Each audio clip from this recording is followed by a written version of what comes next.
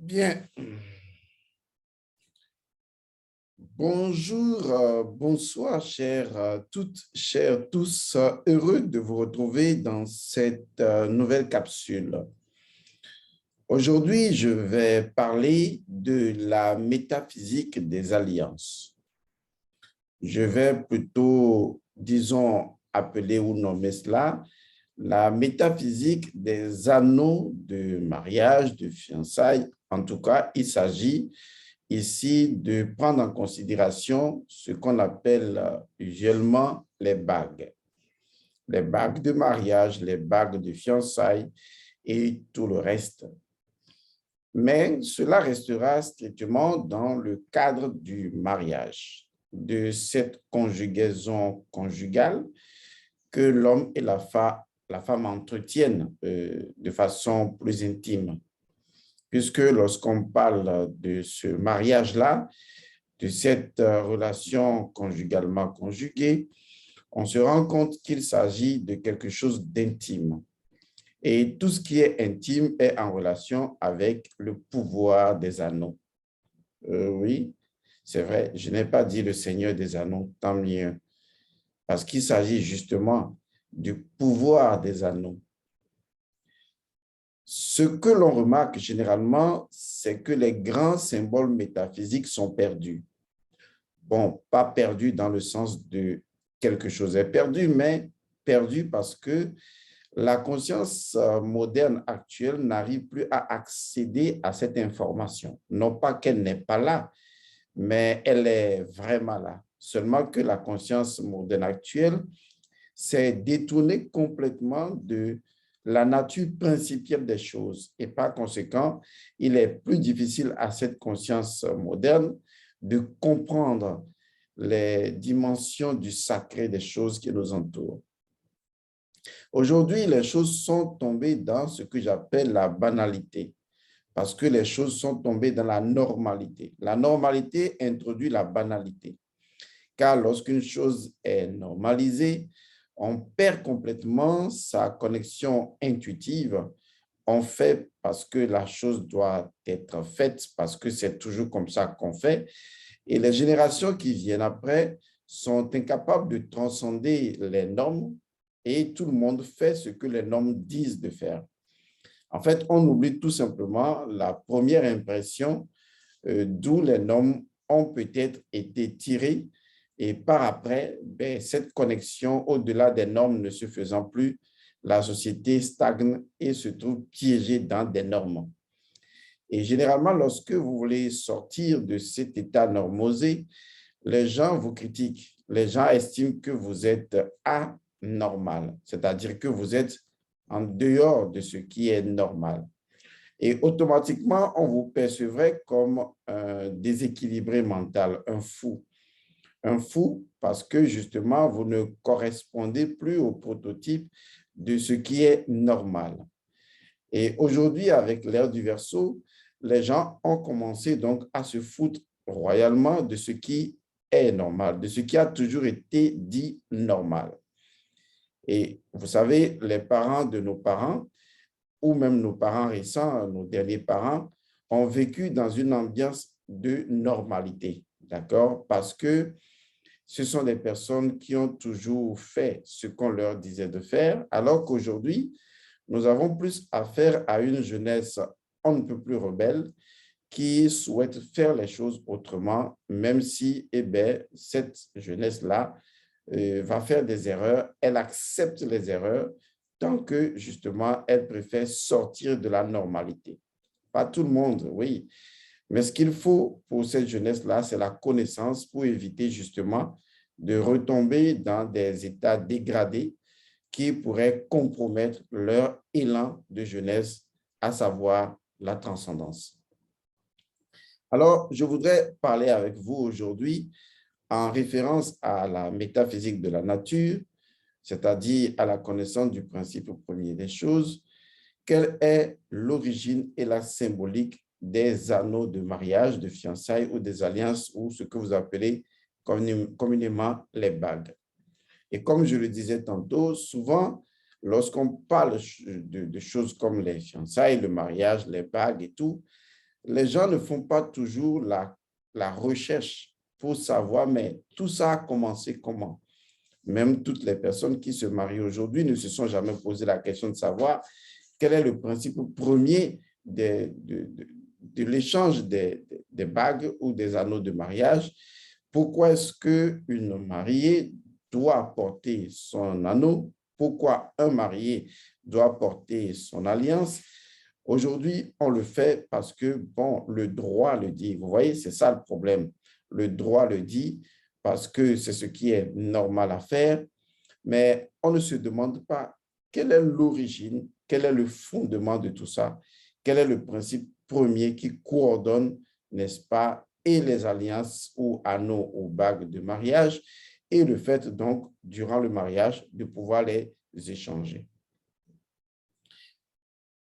Lorsqu'on comprend que les mots ne sont pas des mots, mais que les mots ont une histoire qui transcende les mots et qu'au-delà des mots, on devrait pouvoir comprendre de façon intrinsèque les choses dans leur nature principielle, on se rend compte qu'en réalité, tout nous retourne au sacré et à la dimension symbolique des choses. Et tant qu'on sort des mots et on va dans le sacré, à la dimension symbolique des choses, on trouve toute une vérité, toute une vérité qui nous permet justement de pouvoir recomprendre notre vie autrement et de changer la donne. Seule la symbolique des choses et la dimension de la transcendance peut nous aider justement à évoluer parce que nous sommes en mesure d'aller puiser à cette source-là le renouvellement de cette normalité-là et naturellement sauver cette normalité et nous sauver de surcroît, puisque nous sommes non seulement des êtres humains, mais nous sommes également des êtres systèmes. C'est-à-dire qu'à force de vivre dans une configuration, on devient des êtres systèmes parce qu'on ne peut pas vivre en dehors de la société, donc on vit dans un système. Et donc, si le système n'est pas renouvelé ou n'est pas connecté à une source, eh bien, le système va nous nuire. Et c'est ce qui se passe aujourd'hui où on assiste à des décadences dans la conjugaison conjugale parce que les gens ne comprennent pas le secret fondamental qui est en relation avec les alliances que les gens même échangent avec les bagues ou les anneaux de fiançailles ou de mariage, ce que vous voulez. Alors, allons-y petit à petit.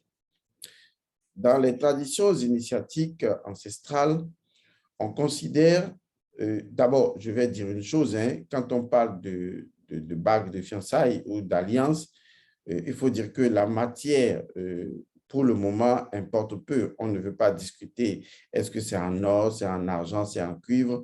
Bon, tout ça, ce n'est pas, excusez-moi, ce n'est pas le plus important. Parce que si on remonte dans l'Antiquité, eh bien, les gens faisaient ces bagues-là avec du roseau ou avec des petites cordes ou avec d'autres choses. Et donc, comme je le disais, il ne s'agit pas de la matière physique à étudier, il s'agit plutôt de la compréhension symbolique des choses. Et donc, cette compréhension va nous conduire à voir un peu, à partir de la compréhension symbolique, l'origine que cela donc a pu faire naître afin que les gens arrivent justement aujourd'hui à appliquer cela dans le mariage. Donc, tout ce qui existe a un principe premier. Alors, la symbolique disons de l'anneau, on va le dire comme ça, provient justement de cette, enfin, est-ce que je vais dire cet animal, mais on va le dire comme ça, puisque vous êtes déjà habitué, provient donc de cet animal-là ou de la forme ou l'une des formes de cet animal que vous appelez généralement le serpent, c'est-à-dire l'ouroboros. En fait, lorsque on parle donc d'une bague, on est toujours en relation avec le concept du cercle. Mais ici, ce concept-là est vu différemment, d'accord? Ce n'est pas un cercle métaphysique parce que sa construction, elle est complètement différente. Elle est différente du fait qu'il s'agit ici de trouver une matière et de creuser un trou à l'intérieur. Ça, c'est la démarche, en fait. Vous imaginez une matière et on creuse un trou à l'intérieur. Cette symbolique-là, ce n'est pas la même chose que l'idée habituelle que vous avez à savoir, on prend de la matière et on courbe la matière. Lorsque vous approchez la dimension des bagues de mariage, il faut que vous voyez la démarche. D'accord? La démarche, elle est différente. Je vous donne un exemple. Lorsque le Nganga, c'est-à-dire le Bokono ou le Vodounon veut rentrer dans son sanctuaire, généralement, il est conseillé pour le Bokono, ça dépend donc de sa tradition, de rentrer en allant par derrière. Donc, on peut dire que c'est une tradition. Par contre, les invités qui arrivent pour se faire consulter, ben, eux, ils ne sont pas obligés d'arriver par derrière. La signification, on l'expliquera plus tard. Je voudrais donc dire simplement que le process pour obtenir quelque chose devient souvent aussi important que la chose elle-même. Parce que si ce process n'est pas respecté, on n'obtient pas non seulement la signification symbolique de la chose, mais également son efficacité. Donc, dans la démarche, en ce qui concerne les anneaux de fiançailles, de mariage, il s'agit primordialement d'une matière et l'idée symbolique, c'est qu'à l'intérieur de cette matière circulaire, eh bien, on creuse quelque chose à l'intérieur. J'insiste sur le fait de creuser, tout comme l'idée de creuser un trou. Il ne s'agit pas ici de former avec une corde, de former un anneau. Vous voyez, ça également, ça existe, mais dans la démarche ontologique de ce dont nous sommes en train de parler et symbolique de ce dont nous sommes en train de parler, il s'agit de trouver d'abord une matière et de creuser à l'intérieur.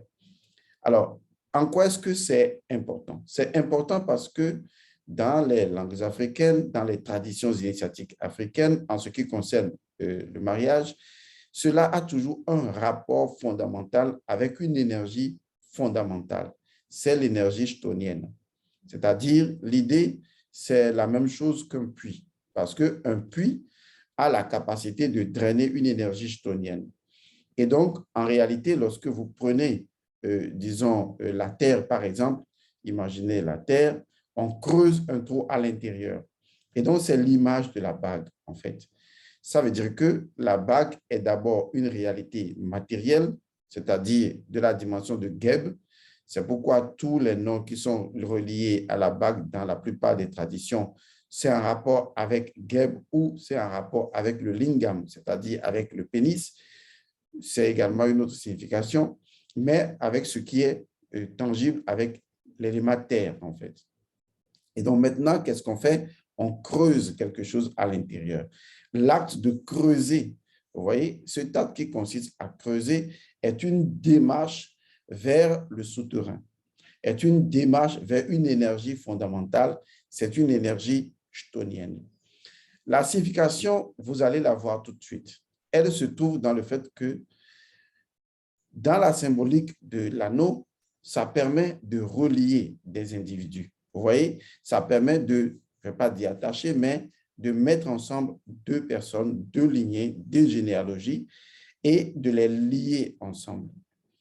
Alors, cette relation de relier ensemble, fondamentalement, qui est toujours en relation avec Osiris, mais Osiris en tant que momie, puisque, en fait, Osiris, je vais le dire, Osiris en tant que momie, Osiris momifié, représente la chtonie, l'énergie chtonienne, l'énergie autochtone, l'énergie de la chtonie. C'est ça que Osiris représente.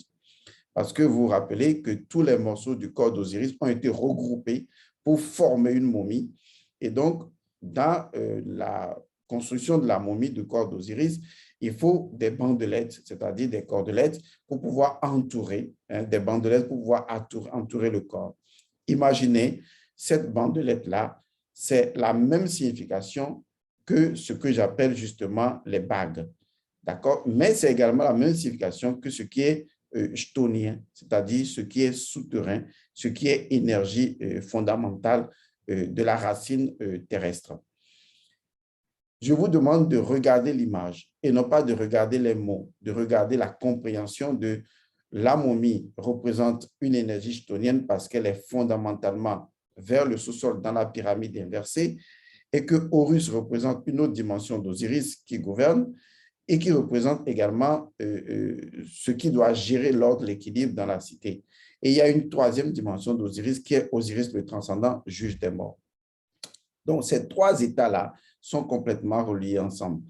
Et donc, l'énergie ou la symbolique de la bague remonte donc à cette énergie chtonienne dans sa capacité à relier. Vous voyez, tout comme on a dû mettre ensemble les morceaux du corps d'Osiris et on a dû les relier ensemble. Donc, cette capacité à relier les gens, à relier les différents morceaux du corps d'Osiris pour les faire partager une mémoire commune. C'est ce qu'on appelle en fait l'étape de la chtonie. C'est-à-dire qu'en réalité, lorsque vous mettez un homme et une femme ensemble, au-delà de la symbolique de la bague, ce qui se produit concrètement, c'est que vous amenez l'homme et la femme à partager leur mémoire ensemble. Donc, vous voulez faire de l'homme et de la femme des individus à mémoire collective. Il est très important de garder ça à l'esprit. Parce que s'il n'y a pas de mémoire collective, il n'y a pas de communion. Car la communion vient du fait que nous partageons la même mémoire. Nous avons une mémoire collective. Donc, si je prends ma femme ou je prends mon mari, je vous donne un exemple, ça veut dire que lui et moi ou elle et moi, nous sommes deux individus partageant une même mémoire, deux individus à mémoire collective. Avant d'arriver à la relation sexuelle, qui est donc un outil important de partage de mémoire collective, et ça, vous ne le savez pas parce que lorsque vous entretenez des relations intimes, vous partagez de mémoire collective, vous partagez vos mémoires. Mais avant d'arriver à cela, étant donné que le symbole de la bague représente non seulement le Ouroboros, donc le phallus, si vous voulez, le lingam, si vous voulez, hein, mais ça représente fondamentalement une énergie souterraine puisque l'énergie de la Kundalini, c'est l'énergie serpent, c'est également l'énergie rouge, l'énergie fondamentalement souterraine, donc chtonienne. On se rend compte que la bague traduit de par son idée de par son idée circulaire, à l'intérieur duquel on fait un trou. C'est ça l'idée importante. Ça veut dire que ça nous remonte, ça nous retourne vers l'énergie chtonienne. Donc, la première idée dans la dimension symbolique du mariage, c'est que les deux individus, par le concept du mariage et sa dimension symbolique, les deux individus partagent la même mémoire.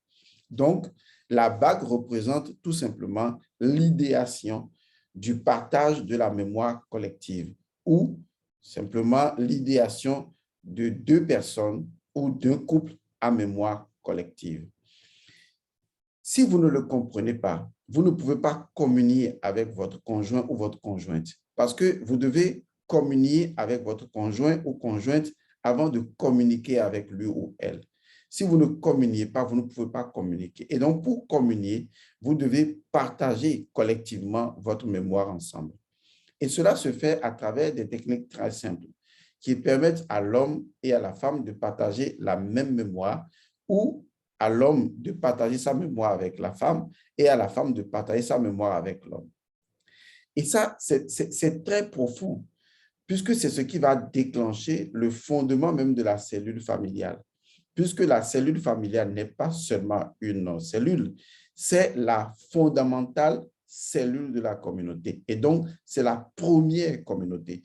Or, une communauté ou le principe premier même d'une communauté, c'est tout simplement une société ou un groupe de personnes qui possèdent une mémoire collective. Donc, c'est une société chtonienne, donc c'est une communauté chtonienne.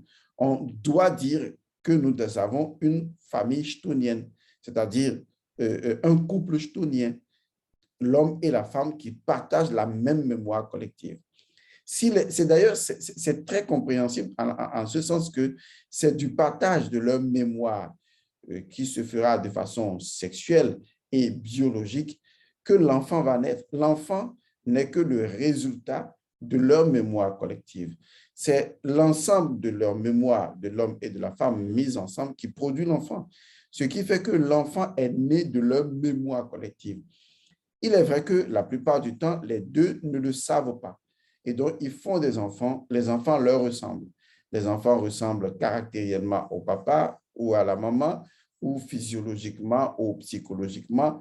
En fait, une chose est sûre, lorsque les enfants sortent d'une cellule chthonienne, ça veut dire que ces enfants possèdent du tracé, c'est-à-dire des informations traçables. Il y a une certaine traçabilité et on peut les reconnecter ensemble.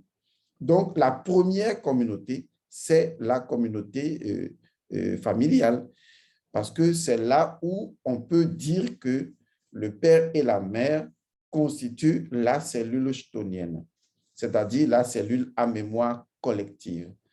Maintenant, cela se fait de façon naturelle, seulement que sur le plan de la démarche spirituelle et de la compréhension métaphysique du mariage, les deux peuvent consciemment décider de partager leur mémoire. Et à ce niveau, cela leur permettra non seulement de partager les énergies de leur cas dans une matrice mémoriale, mais au même moment d'unir leur âme, de telle sorte que leur communication aura déjà un fondement qui est leur communion. Vous allez voir de ces couples qui ne s'entendent jamais, du moins ces couples-là qui ne s'entendent pas du tout. Et on cherche les solutions chez les psychologues. On va chez I, chez Y, on veut colmater les brèches. Alors qu'en fait, la démarche la plus simple, c'est de tout simplement mettre en commun votre mémoire, c'est-à-dire d'aller retrouver le sens fondamental même de l'alliance que vous portez, voilà, et de son utilisation métaphysique. Car cette alliance représente une profondeur, un trou que l'on creuse à l'intérieur de la matière pour aller vers sa profondeur et créer en même temps une relation entre la profondeur et la dimension céleste. Donc, ce trou de profondeur, qui est l'élément premier, constitue le retour à cette énergie chthonienne-là et donc à la création d'une cellule, d'une famille chthonienne. Et à partir du moment où vous comprenez le sens de ce que c'est qu'une famille chthonienne, vous êtes dans le fait que deux personnes sont une cellule à mémoire collective et donc communient déjà ensemble, soit consciemment, soit inconsciemment. L'idéal serait de le faire consciemment à travers des techniques de chtonie, de se mettre, de mettre leur mémoire en commun, de telle sorte que les deux vivent une impérience. C'est-à-dire une impérience, c'est une expérience intérieure, je l'invente comme ça. Donc, les deux vivent une impérience et la communication sera beaucoup plus fluide parce que les deux communient vraiment avant de communiquer. Et donc, leur communication sera basée sur leur communion et non l'inverse. Parce que l'inverse, c'est de rechercher par la communication une communion, ce qui n'aura jamais lieu, puisque chacun interprétera la communication à sa façon. Et souvent même, si une communication conduit à une communion, cette communion, elle est précaire. Elle est précaire parce qu'en réalité, c'est un effort de devoir mettre des gens ensemble sans passer par la communion. Alors que c'est la communion qui fournit l'énergie autochtone et authentique. Les deux, c'est la même chose, et donc originale, et le fondement d'ailleurs, à partir duquel on peut construire l'élévation. Est-ce que vous comprenez ça? Donc, une cellule familiale, une famille, de par l'union du mariage, signifie simplement cellule chthonienne, c'est-à-dire que les deux, l'homme et la femme, sont censés être une cellule chthonienne avant même de mettre au monde un enfant. De telle sorte que la communion qui est créée consciemment par leur connaissance de ce art-là permet de faire des enfants, de vivre ensemble, de communier ensemble, sans même devoir se parler souvent ou communiquer souvent. Et souvent, cette communication, chacun ressent ce que l'autre vit, chacun ressent ce que l'autre veut, parce qu'on est déjà dans la même mémoire. Malheureusement, les gens ne créent plus cette mémoire. On fait juste du mariage, on dit échange de bagues et tout ça. Et on dit oui, je suis marié. Mais tu es marié, mais tu n'es pas uni à ton homme. Tu es marié, mais tu n'es pas uni à ta femme. L'union veut dire que vous devez être une cellule chthonienne, vous devez être une famille chthonienne, vous devez partager la même mémoire.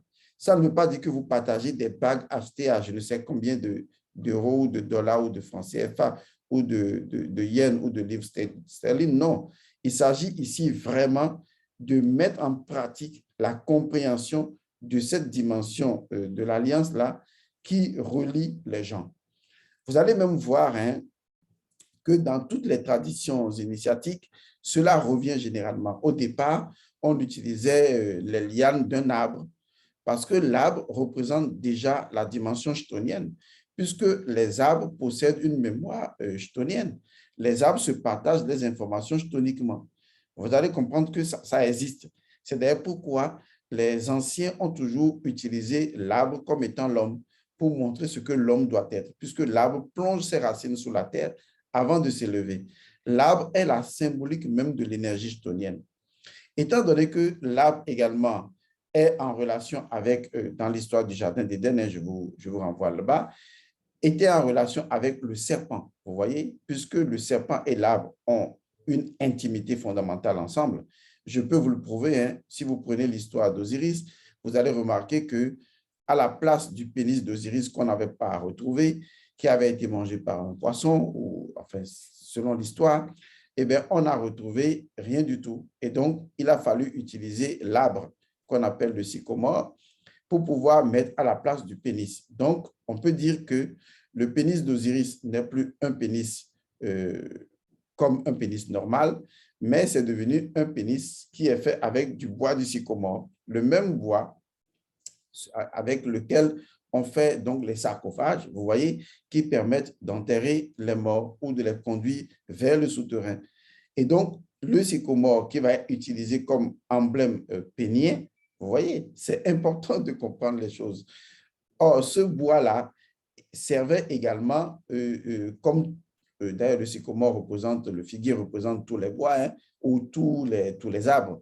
C'est un exemple de façon générale, puisque les arbres ont quelque chose de commun ensemble, c'est que les arbres possèdent une communication chthonienne. Les arbres possèdent une mémoire instantanée collective qui passe sous la terre et qui les relie ensemble et qui relie en même temps leurs antennes, mais ça commence d'abord par le sous-sol. Parce que les arbres représentent tout ce que représente la magie, ben, on va rentrer dedans beaucoup plus tard. Donc, on utilisait les lianes pour pouvoir mettre au doigt et tout. Or, le souterrain était également la dimension du serpent. Et donc, les lianes et le serpent sont liés ensemble. Donc, les bagues que vous portez, en fait, c'est l'ouroboros, c'est le serpent qui se mord la queue. Ce serpent représentant les énergies fondamentales, l'énergie chthonienne. Alors, si vous comprenez bien ce que je veux dire, je vais vous conduire encore un peu plus loin. Et c'est là que vous allez découvrir qu'en réalité, le fait de se marier ensemble dans l'acte extérieur n'est pas simplement un acte qu'il faut voir à l'extérieur. Il y a au niveau profond quelque chose qui se passe, qui se produit. Et qu'est-ce qui se produit concrètement dans la symbolique de ces bagues-là? Ces bagues ne représentent pas seulement disons, une introduction à l'énergie chthonienne des deux individus pour la création d'une famille chthonienne ou d'une cellule chthonienne, d'une famille à mémoire collective qui va reproduire l'information de la communion vers la communication pour une meilleure communion. Mais il s'agit également de comprendre que dans la dimension spirituelle, de sa relation entre la bague et le serpent, et de la relation entre le serpent et le sang qui coule dans nos veines, eh bien, le pas est très vite fait. Vous commencez à comprendre. En réalité, lorsque deux personnes échangent leur bague, ils n'échangent pas seulement leur bague, mais ils échangent leur mémoire. Est-ce que vous voyez? C'est-à-dire que quand la femme, quand l'homme met la bague, je dis la symbolique que vous connaissez, pour que vous ne dératez pas trop, quand l'homme passe la bague au doigt de la femme, c'est une façon d'introduire ou de s'introduire dans la mémoire de la femme. Et lorsque la femme passe la bague à l'homme, c'est également une façon de s'introduire dans sa mémoire. Ça veut dire que cette bague-là ou ces bagues représentent une introduction de l'autre dans l'autre mémoire. C'est-à-dire que les deux acceptent cette relation chthonienne-là. Les deux acceptent de partager une mémoire collective. C'est très important. Seulement, ce qui est dramatique, c'est que les gens ne savent pas qu'après, il y a des techniques qui permettent d'asseoir réellement une mémoire collective. Et donc, après, ils ne le font pas. Au départ, tout semble bien aller et beaucoup plus tard, parce qu'ils n'entretiennent pas cette chtonie-là, eh bien, ce qui va se produire après, c'est que c'est la décadence. Et les enfants finissent toujours par en pâtir parce que même si les parents restent ensemble et ne vivent pas cette relation chtonienne, ou que les parents ne vivent pas ensemble, et donc il n'y a pas cette relation chtonienne-là, ça veut dire que naturellement, les enfants seront déséquilibrés dans leur énergie de base, dans leur énergie chtonienne. Certes, il peut y avoir des couples qui ne soient plus ensemble, mais qui maintiennent cette chtonie. Ça, c'est possible, mais c'est très rare. Il faut que les deux ou une personne ait une dimension spirituelle pour transcender le déséquilibre ou créer d'une autre manière cet équilibre chtonien-là, qui est d'ailleurs fondamental, puisque le jet lui-même repose sur cette énergie. Avant d'être droit, le jet repose sur une énergie chtonienne. Donc, l'équilibre est parce que l'énergie chtonienne permet cet équilibre. Donc, cette famille-là, où l'homme et la femme qui décident de se pénétrer leur mémoire, bon, on va le dire comme ça, vous savez, les mots, c'est toujours limité pour exprimer la vérité. Donc, ces deux familles ou ces deux personnes qui décident de partager leur mémoire ensemble, eh bien, cela se symbolise par l'objet concret même de la mémoire chtonienne, c'est les bagues. Et donc, quand je passe la bague à la femme et que la femme me passe la bague au doigt ou l'alliance au doigt, ce n'est pas simplement un rituel, c'est non seulement l'échange de mémoire ou l'acceptation de l'autre mémoire dans ma mémoire, l'interpénétration des mémoires, mais surtout, c'est le soubassement qui permet de partager la mémoire, c'est le sang. Et donc, c'est là que je vous conduisais pour vous dire que les bagues représentent également le sang. Oui, les bagues représentent le sang. Parce que le Ouroboros, le dragon qui se mord la queue, qui représente le Noun, je vous l'ai dit dans le livre La vérité du sang, qui représente le Noun qui représente Osiris, Osiris qui représente la Nébride. Vous voyez, c'est toujours le sang. Or, le sang a une nature souterraine parce que l'élément premier qui caractérise la chtonie ou l'énergie chtonienne, c'est le sang. Parce que seul le sang détient les informations de toutes les parties du corps. Donc, le sang a une mémoire de toutes les informations de tous les organes. Donc, le sang est l'élément fondamental de la mémoire chtonienne, de la mémoire d'une société à mémoire collective. C'est d'ailleurs pourquoi la plupart des grands rituels se font avec du sang, parce que seul le sang détient l'histoire, détient l'information qui peut être partagée. Donc, quand vous échangez vos bagues avec une femme ou avec un homme, non seulement vous acceptez de partager votre mémoire ensemble, mais surtout, et surtout, vous êtes en train de partager vos sangs ensemble. Ça, c'est vu sous un aspect symbolique, mais étant donné que le sang n'est pas seulement du liquide et que le sang se déroule à un autre niveau spirituel, eh bien, vous interpénétrez vos sangs. Le sang qui est la plateforme transactionnelle, on va le dire comme ça, même si on n'est pas dans le commerce, le sang devient la plateforme transactionnelle qui permet l'échange des mémoires. Et ça va se renforcer également avec l'autre symbolique de ces bagues-là qui représente non seulement le pénis et le vagin, parce que vous allez voir que la bague, de par son contour, qui représente l'Ouroboros, représente également le pénis. Vous voyez, le pénis, c'est fondamental. Ça peut représenter l'Ouroboros qui se mord la queue, donc le vaudou, le Ewo, Odou, le Owo, ce qui est ouvert, le Odou, ce qui est fermé. Donc, vous voyez la queue qui rentre dans la bouche du serpent, c'est une forme de sexualité. C'est une forme de mouvement électrodynamique qui accourt dans le féminin et le masculin. Mais au même moment, l'intérieur de la bague représente le yoni, c'est-à-dire le vagin de la femme, puisque naturellement, cet intérieur va recevoir un doigt qui en fait représente justement un lingam et qui unit les deux. Vous voyez, la relation est toujours sexuelle. Et cette sexualité provient donc de cette énergie chtonienne, puisque l'énergie chtonienne est une énergie fondamentalement sexuelle et est en relation avec ce que nous appelons la Kundalini, ou généralement le chakra de base, où on retrouve la Kundalini.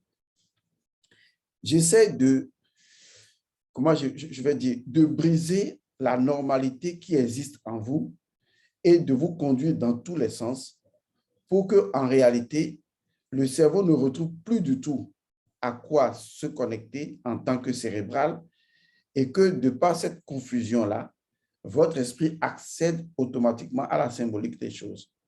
C'est pourquoi je suis en train de faire les morcellement et les ajustements et les reconnexions de part et d'autre pour que votre mental ne saisisse plus rien du tout, mais que votre esprit dise « Waouh, maintenant je vois ». Vous voyez, c'est de cet émerveillement-là dont j'ai besoin chez vous.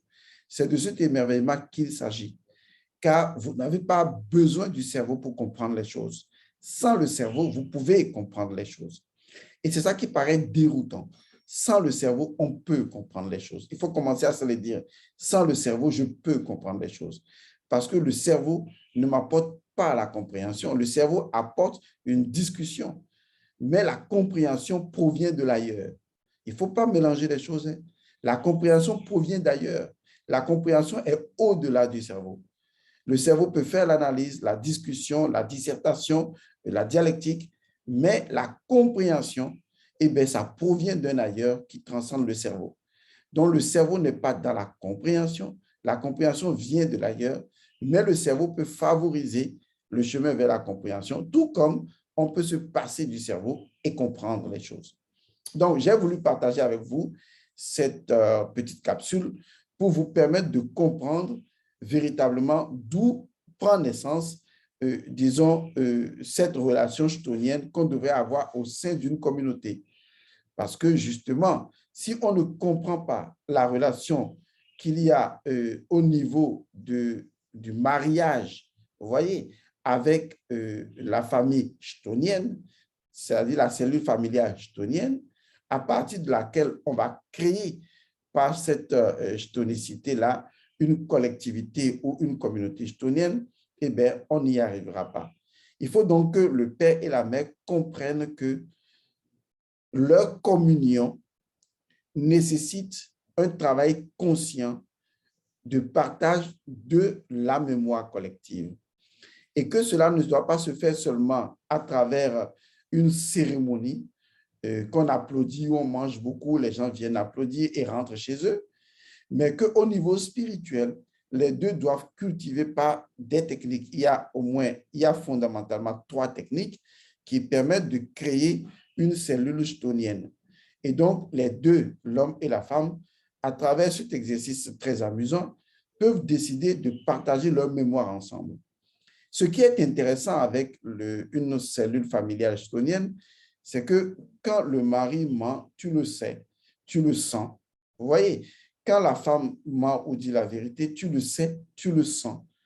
En fait, on n'arrive plus à faire une différence entre l'autre et l'autre parce que tu ne peux pas biaiser la communication puisque la communion dit déjà tout, en fait.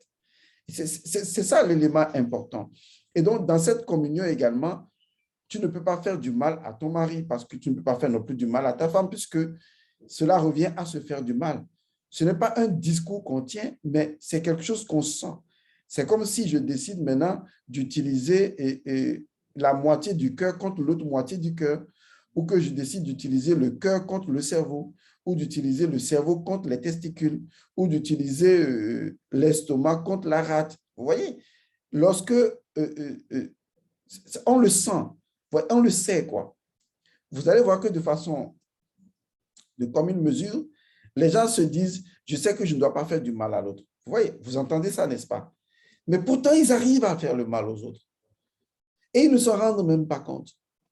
Parce que justement, il n'y avait pas cette mémoire collective qui te fait sentir l'autre et le ressentir pour que certaines choses que tu veux faire, tu sens que ça ne va pas se faire comme ceci, mais que ça peut se faire comme ça. Parce que tu ne peux pas prendre ton cœur pour se battre contre ton foie. Est-ce que vous voyez? Tu ne peux pas prendre ta tête pour se battre contre ton anus.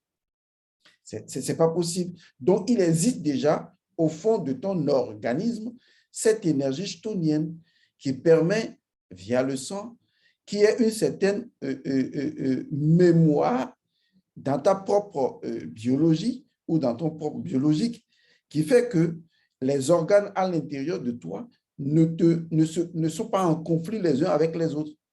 Parce que leurs informations chthoniennes les rendent, font qu'ils partagent la mémoire ensemble et savent ce qu'ils doivent faire pour que cette mémoire qui informe sur l'équilibre global du corps permette à tous les organes de jouer correctement leur rôle. Vous voyez, c'est ainsi qu'il faut commencer à comprendre les choses. Et si vous ne créez pas une relation chthonienne avec votre conjoint ou conjointe, n'espérez pas qu'après, eh bien, il y ait entente. On ne peut pas prévoir une entente par hasard. L'entente ne vient que lorsque on active la communion qui est basée sur justement l'énergie chthonienne, c'est-à-dire votre famille chthonienne, donc votre cellule familiale à partage, à mémoire collective. J'espère que ce que j'ai dit vous aura aidé. J'espère également que dans la suite des cours, des formations et des échanges que nous faisons via les réseaux sociaux, nous partagerons avec vous comment utiliser des techniques très simples pour asseoir cette énergie chthonienne-là au sein de votre vie de couple. Pendant que vous êtes en train de faire votre chemin de vie pour aller vous marier, vous devez créer cette énergie chthonienne. Et donc, quand vous êtes marié, vous êtes vraiment marié. Pas vous êtes marié au regard des autres pour faire niam, niam, bling, bling. Non, vous êtes vraiment marié. C'est-à-dire, vos énergies chthoniennes sont vraiment mariées. Et vous êtes maintenant une cellule familiale chthonienne. Voilà ce que je veux vous faire comprendre. Si vous avez compris, c'est tant mieux. Ben, j'espère que tôt ou tard, on vous aidera à créer cette famille chthonienne-là. Jusque-là, je vous dis que les bénédictions soient, portez-vous bien et on se retrouve dans une autre, dans une autre capsule. Paix à vous.